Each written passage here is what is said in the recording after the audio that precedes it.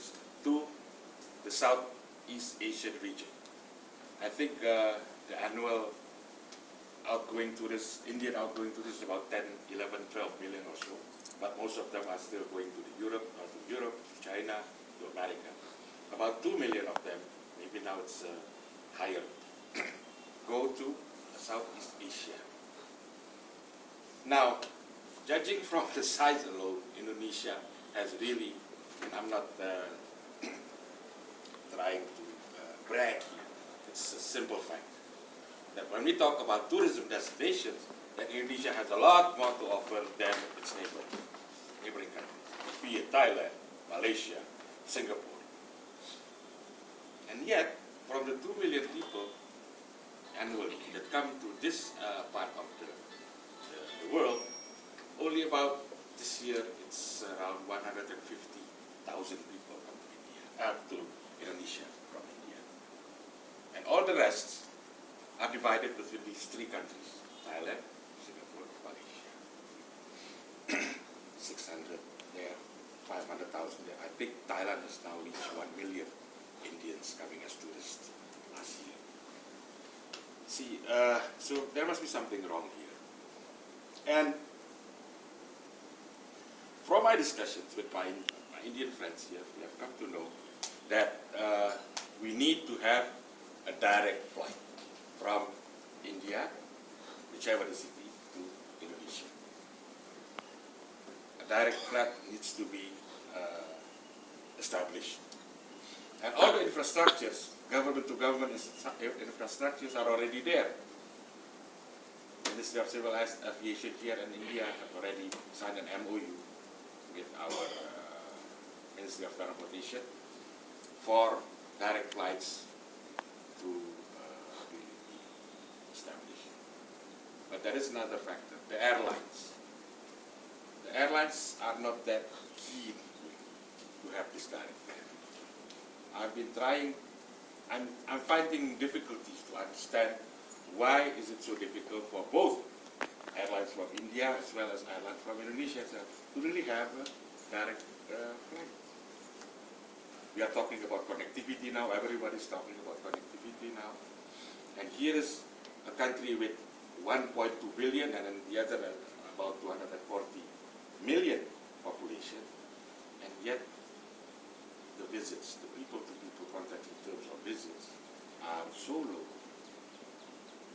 And again, one tends to look at it, oh, perhaps there is a problem, cultural problem, psychological cultural problem. No, there isn't. We basically share the same values, social, cultural values. And then talk about the uniqueness. Here in India, with the majority of Hindus, there are many remnants of the past, Islam remnants of the past, the Taj Mahal, the tombs here.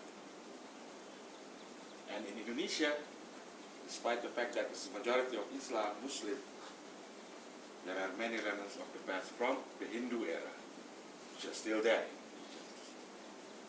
So it's unique. I have every reason to believe that we really have to have a closer exchange visits, if I may, exchange visits between our peoples. So this is the problem. These are the problems that I see in terms of social, cultural relationships. We really need to have a closer relationship in terms of visits. More Indonesians visiting India in terms of education. More Indians visiting Indonesia for purposes of tourism. Since more and more Indians are becoming able to relate to tourists all over the world by visiting Indonesia. So only after this aspect of the social cultural relationship are established can we say that the closeness or the intense relationship, bilateral relationship between our two countries, between our two peoples are there to see, there to be further utilized for the benefit of both countries and both people. So that part alone, and of course I hope again to really see to it that what interaction would be some sort of food of thought for all stakeholders in the public.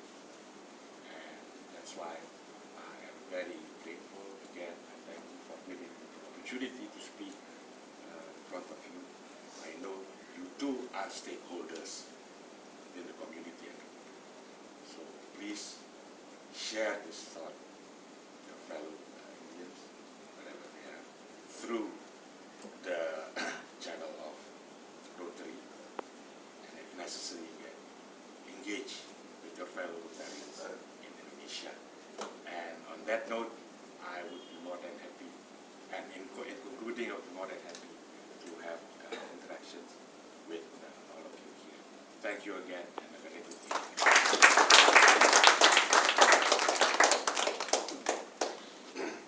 Now, any questions are invited. Welcome.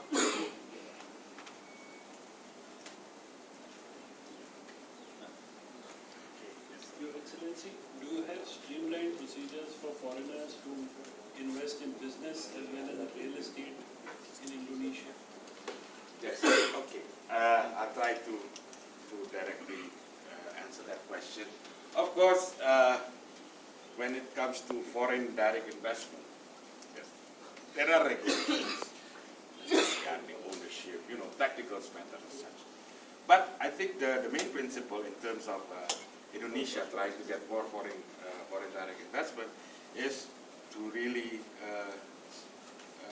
create a favorable environment for foreign investors in Indonesia. That's what we have been trying to do.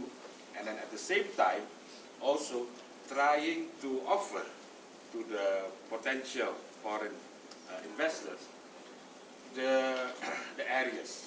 We are now dividing our areas of development into 6 corridors from the western tip all the way to the eastern tip of the country for foreign investors to work together with their Indonesian counterparts and establish whatever line of business they would like to do, be it in property or maybe in industry or maybe, many Indian companies have already set up. For instance, the TVS motorcycle company is there.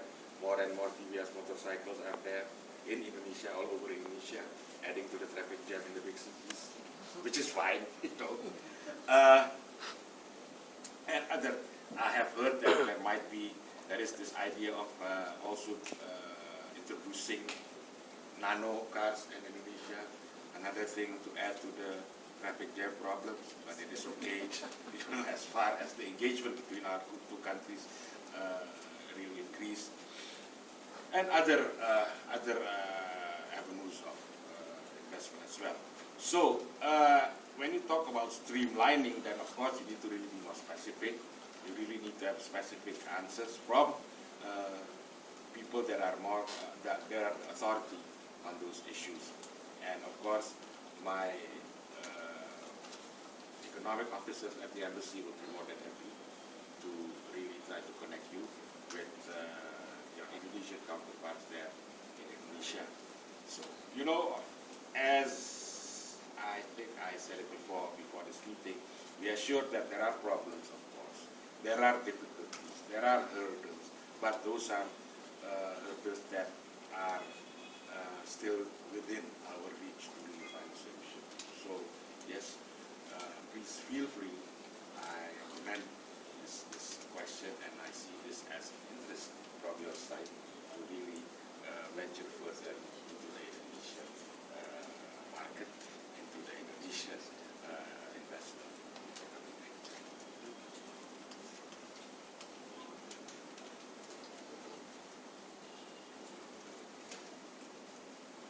Anybody else? Any question? Sir, you had mentioned that you would be happy to see Rotary in India and Rotary. Yes. So if our club came up with a friendship exchange proposal, will you write a recommendatory letter to facilitate the contact? Definitely so. We Yes. will definitely take Please that. get in touch. My Minister Counselor for Social and Cultural Affairs, who's Henry Anders, is here, or you could also get in touch with I will also do that from my area. Yes, yes, let's do that. Let's do that. As I was saying earlier, as a matter of fact, before coming here, I was speaking to a good friend of mine in Bandung, in Bandung about this. I'm going to speak in front of the Rotarians. And then she said, oh, okay, good. You tell me about it later on, okay? She was so enthusiastic.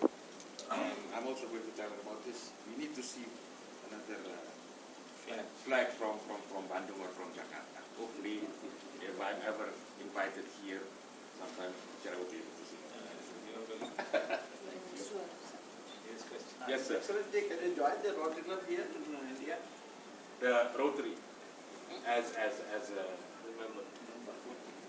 member. Oh, that's an interesting question. I have to come back to you on that. But if you ask me, am I willing? Yes, I'm more than willing to do that.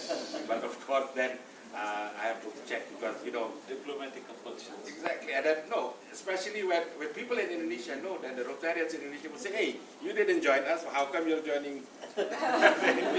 Sir, Rotary has a provision for honorary members. Okay. And we have had in the past ambassadors who have been members, so we would be very happy if you accept to be honorary member. We are also in Chanakyapuri and you are right across the road. So thank you so much. It's an honor. It's an honor to be here. So I'll just look forward to the next communication on that. Thank you. So I will request our president, Mr. Mandru, to continue as the honorary Rotarian of the club.